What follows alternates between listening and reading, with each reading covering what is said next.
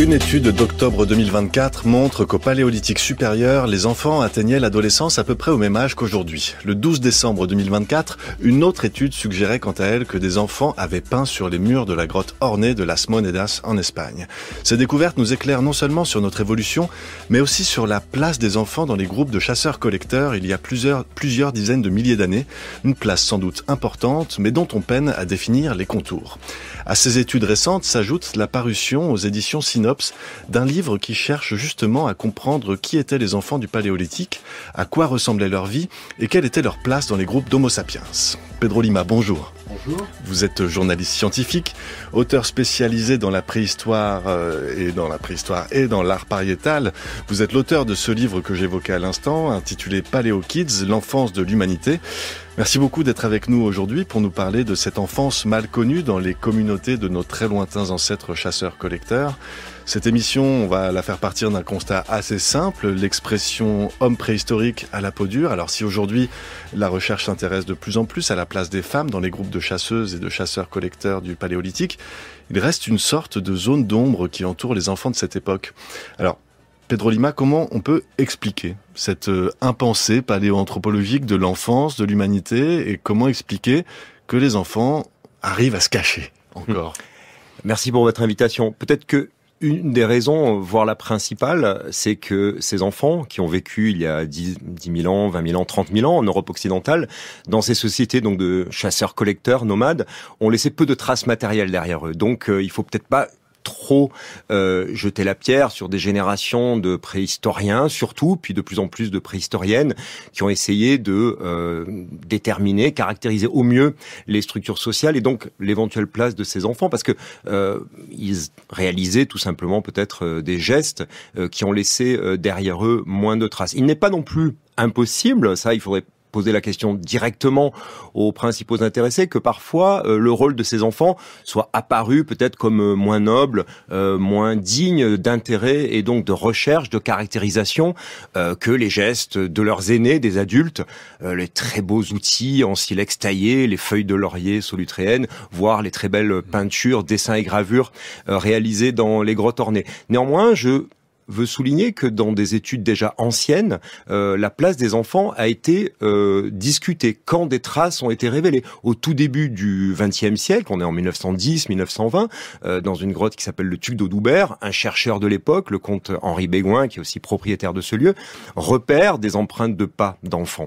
Et il se pose très tôt la question du pourquoi de la présence de ces enfants. C'est une question qui taraude toujours les spécialistes, hein, on y reviendra.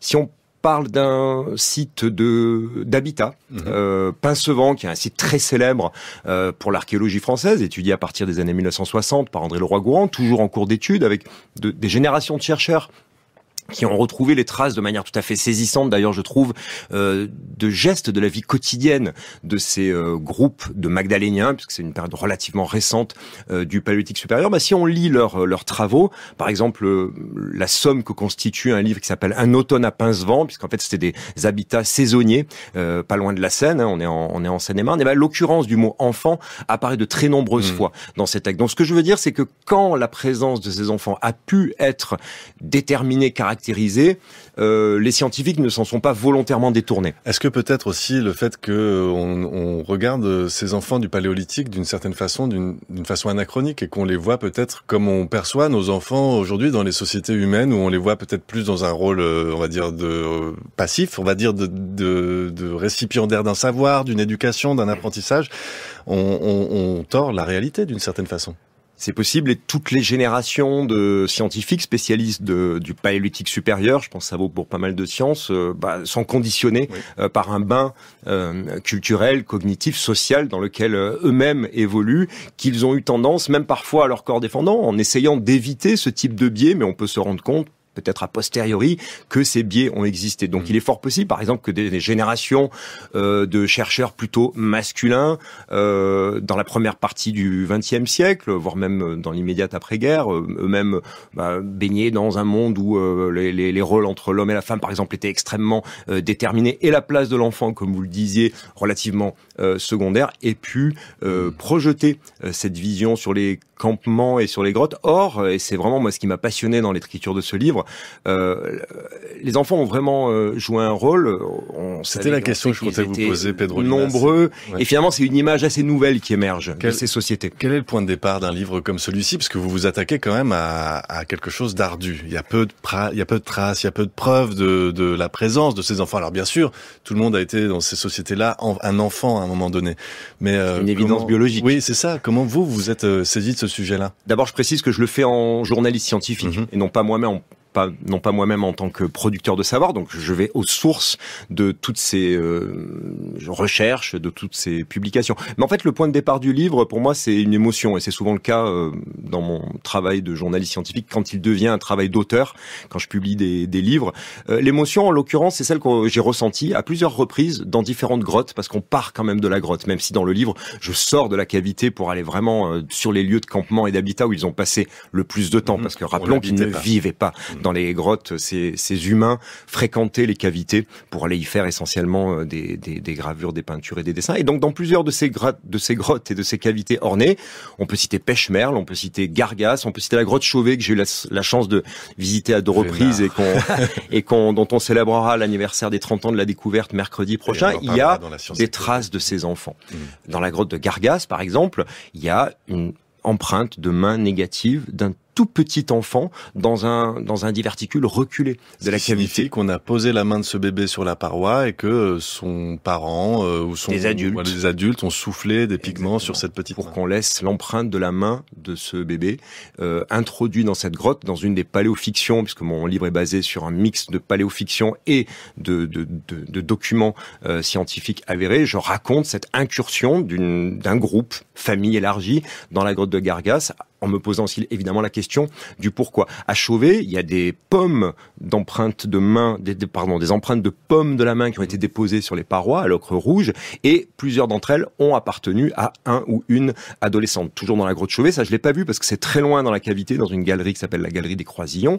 Il y a une double piste de pas d'un jeune adolescent, voire d'un enfant, accompagné de pistes de pas d'un canidé qui peut laisser penser à un éventuel apprivoisement de ce loup, très vraisemblable, par un jeune humain. Voilà, donc le point de départ, c'est ces émotions, cette fascination, et puis tout de suite le questionnement. La délicatesse aussi de ces traces que laissent les enfants, traces qui paradoxalement sont parfois mieux conservées, alors elles sont peut-être moins nombreuses, mais mieux conservées que celles des adultes. Dans les grottes, rappelons que la grotte ornée est un cas exceptionnel de conservation du passage des humains à des périodes très anciennes. Et c'est exceptionnel, la grotte ornée, parce qu'on n'a jamais un tel niveau de protection et de conservation de ces archives sur les sites d'habitat, qui sont des sites en extérieur, souvent au pied d'abris sous roche. Donc, effectivement, c'est aussi frappant de noter qu'il y a plus proportionnellement de empreintes d'enfants pour les pas d'enfants au sol dans les grottes que d'empreintes d'adultes. Pourquoi? Vraisemblablement, d'abord parce qu'ils ont été relativement nombreux à y aller, en tout cas dans un nombre significatif, mais aussi et surtout parce que ces empreintes se sont mieux conservées, parce que ces enfants, dans ces grottes, allaient parfois seuls, dans des endroits très reculés, très éloignés du centre des diverticules et des couloirs, dans des recoins aussi des cavités, loin de l'entrée, et écartés des zones, par exemple, ornées vraisemblablement plutôt par des adultes. Et donc, ces empreintes-là se sont mieux conservées que celles laissées par les pieds, les pas des adultes, qui, eux, avaient tendance à rester plutôt dans des zones plus accessibles des cavités, dont les empreintes se sont ensuite été effacées par des passages ultérieurs, ou par des écoulements d'eau, ou par des passages d'animaux. Et donc, c'est ce qui fait qu'aujourd'hui, en fait, il y a un nombre significatif de ces empreintes, encore une fois, dans des endroits très écartés, très reculés de ces cavités, parfois seuls, donc des enfants sans adultes, qui posent quand même la question du pourquoi de leur présence. Il y a eu beaucoup d'hypothèses avancées, comme je vous le disais. C'est une question que des préhistoriens se sont posées déjà il y a longtemps. Alors on a avancé l'explication de rites initiatiques, par exemple. Voilà, on pensait qu'il fallait que les enfants, à tel âge, lors du passage d'une borne, par exemple le passage de la puberté, comme on le disait tout à l'heure, aillent prouver leur courage en allant très profondément sous terre. C'est pas complètement impossible.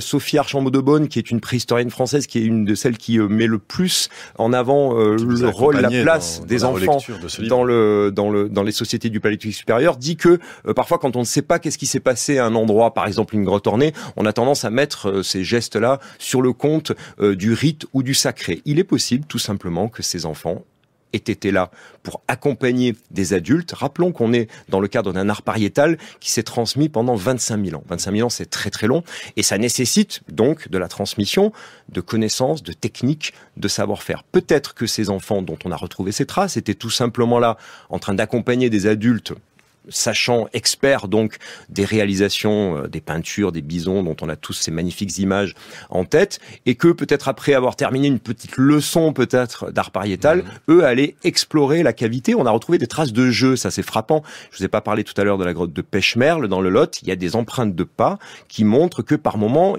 les enfants ont un petit peu, batifolé, vous savez, en mettant leurs pieds comme ça dans des mares qui s'étaient formées au sol, et on retrouve, et c'est très émouvant, les traces de leurs petits pas.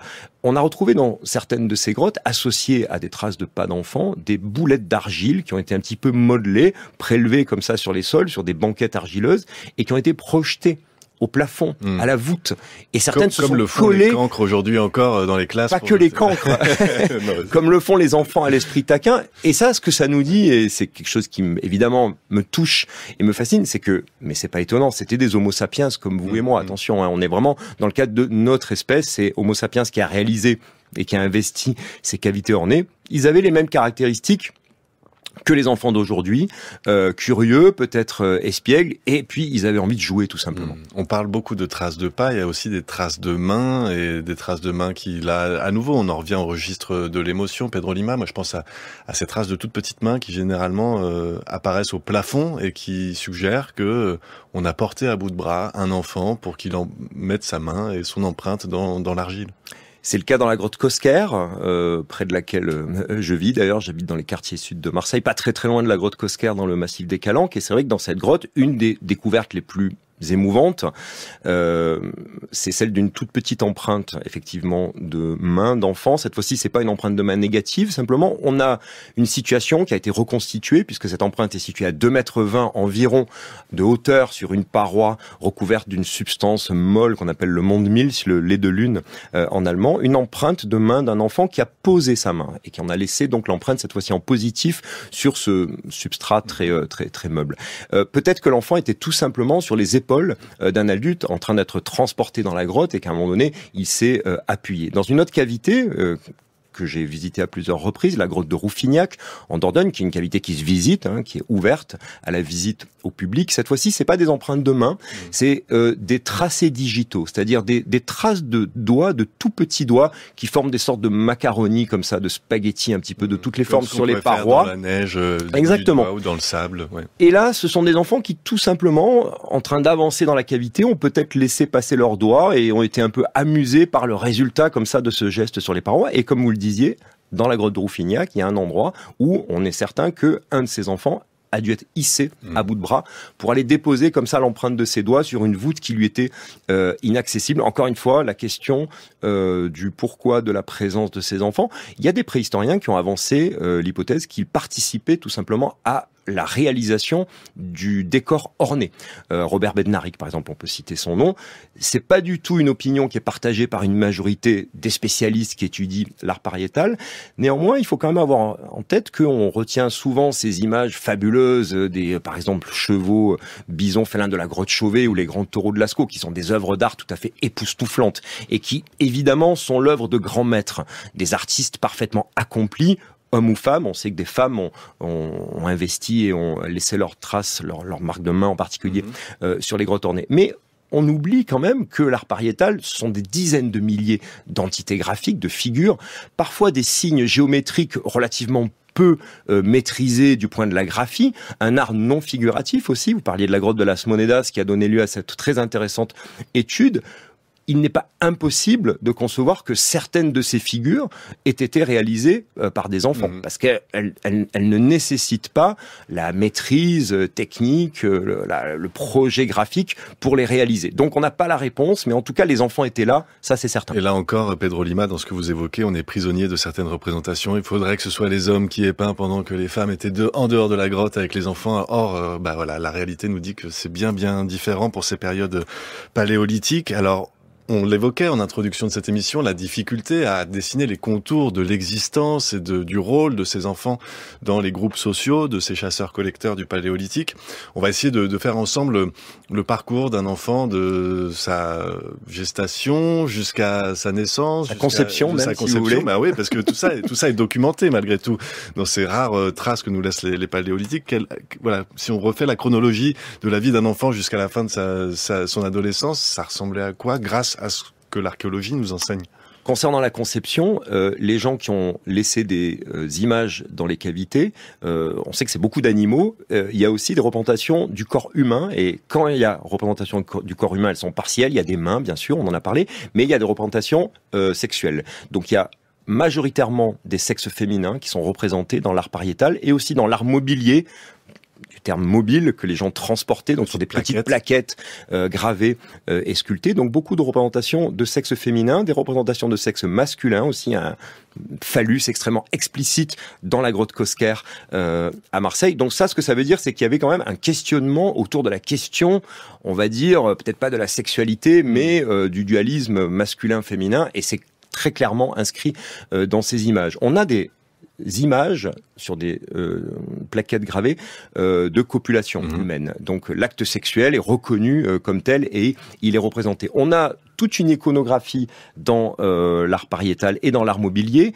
de la représentation du corps féminin gravide, enceinte. On peut parler du roc aux sorciers dans la Vienne, par exemple, avec des représentations de corps féminins sculptés très explicites enceintes. Et on a même une étonnante représentation dans un réseau qu'on appelle le réseau Guy Martin, près de la grotte de la Marche dans la Vienne, d'une possible représentation d'accouchement. C'est-à-dire on voit un bébé sortir d'une sorte d'anfractuosité qui rappelle un sexe féminin. Donc tout ça, c'est quand même, ça veut dire que ils avaient ça en tête et ils le représentaient.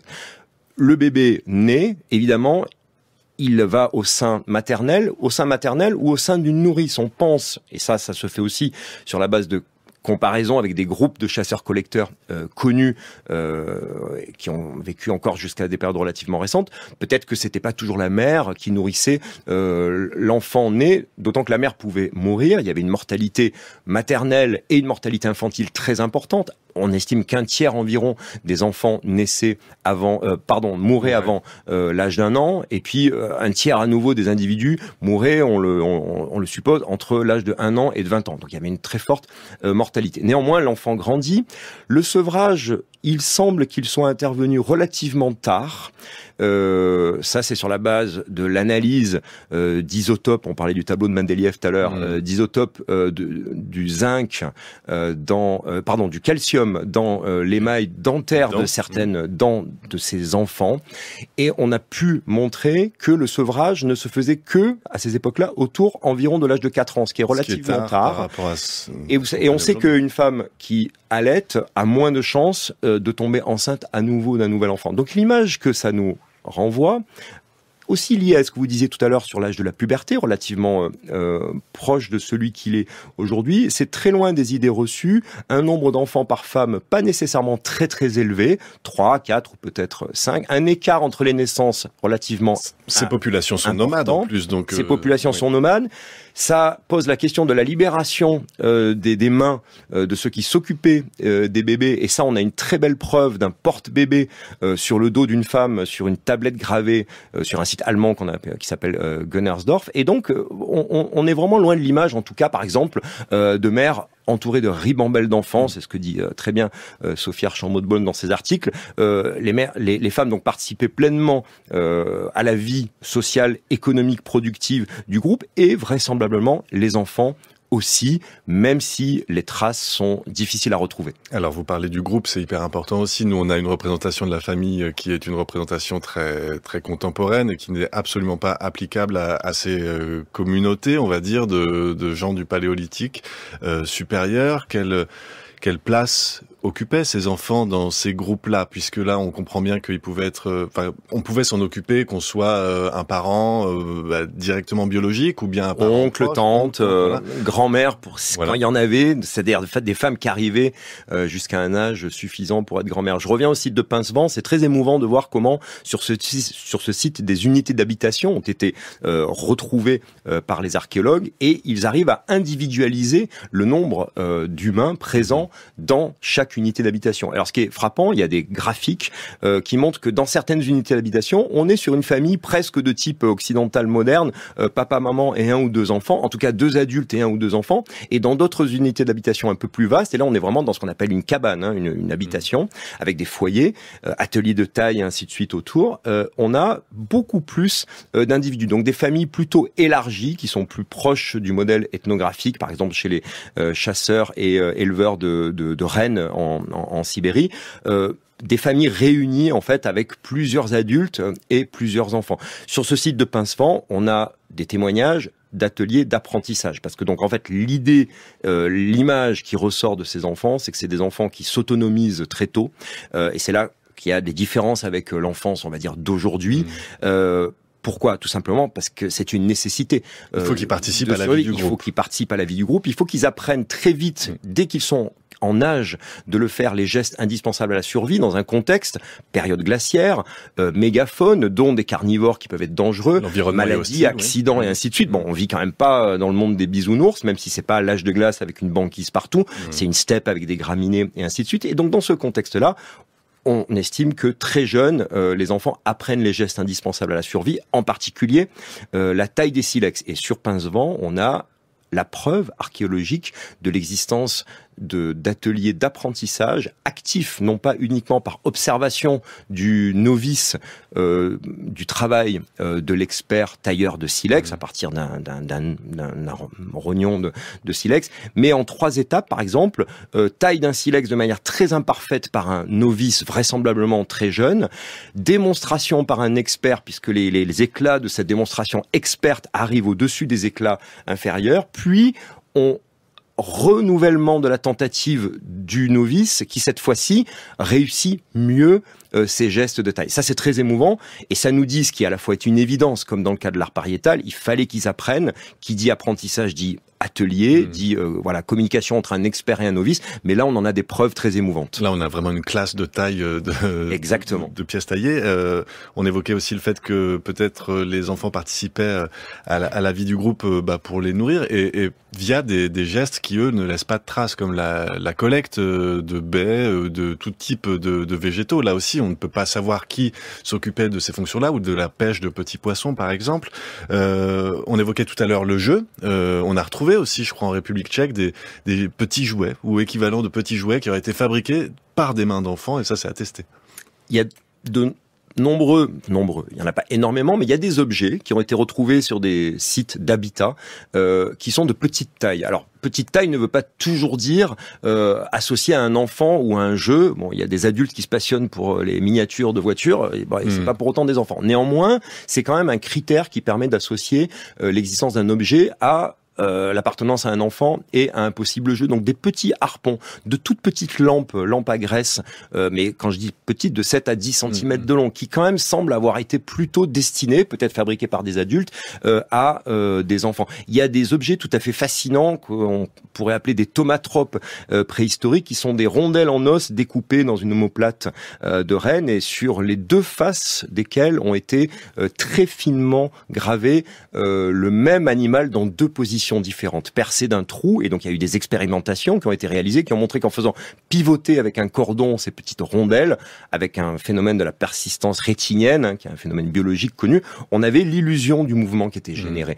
Ça a été interprété comme des objets presque de rite. Pourquoi pas imaginer que c'est tout simplement des jouets optiques qui ont servi à des enfants. Sur les sites de l'Est de la République tchèque, de Pavlov et Vestonice, donc il y a des petites figurines animales qui représentent des animaux, qui ont été retrouvées parmi d'autres figurines d'un peu plus grande taille.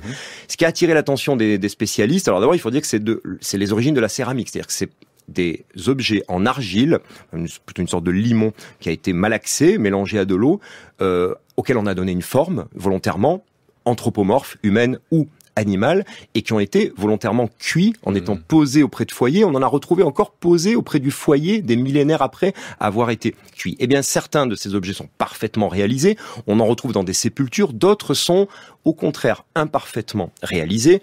Avec des gestes beaucoup moins assurés, avec une dissymétrie, une asymétrie entre les différentes parties de ces objets, sans intentionnalité en termes de production d'un objet utile, puisqu'ils ont été parfois abandonnés. Et tout ça conduit les spécialistes qui les ont étudiés à avancer l'hypothèse qu'ils ont été faits par des enfants, qu'ils s'en sont servis pour apprendre et apprendre en jouant. Et on a en plus, et c'est fascinant, très émouvant, retrouver les empreintes digitales de leurs petits doigts sur ces objets. Donc on sait que des enfants ont modelé ces figurines animales. Vous parliez tout à l'heure, Pedro Lima, de l'importante mortalité infantile. Est-ce qu'on a une estimation de la présence de ces enfants dans ces groupes? Quelle proportion d'enfants constituaient ces groupes? La paléodémographie est une science extrêmement complexe parce que ce qui nous est parvenu en termes d'ossements fossiles n'est qu'une partie infime de ce qui a existé. Et il a peut-être existé, y compris, des choix